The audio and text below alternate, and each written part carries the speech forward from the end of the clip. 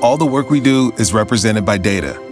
Dates, people, process, measurement, things, it's all just data. And a sheet captures it in one place, so you and everyone else can see your data, contextualize it, and work on it together. Sheets are oriented by columns and rows, but you have options to look at your sheet in different ways, based on how you prefer to work.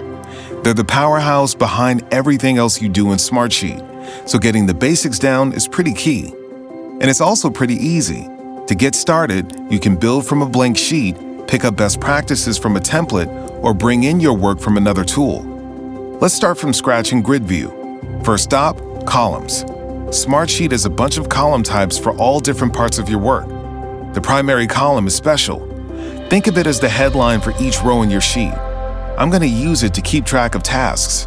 Next, I'll add the framework I need to make these tasks happen, like who's on deck to get the work done, when it's due, and status. Contact columns are perfect for assigning work.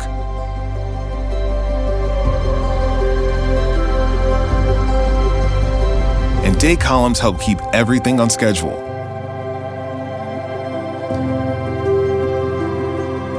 Now I want to make it easy for the team to recap status, so I'm adding in a drop-down column. And I love having a summary of how things are trending, so I'm going to use a symbols column to show the health of each task, which will be a lifesaver. Rearranging or changing these columns is really easy, so play around until you land on what works.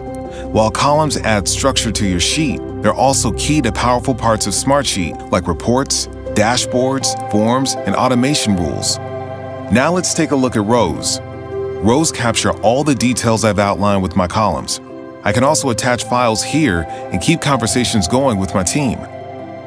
Just like columns, rows are easy to rearrange. I think I'm going to organize my work a little more and group some tasks together. So far, I've been working in Grid View, but I can easily look at all of this from a different perspective. Calendar View shows important dates in the big picture.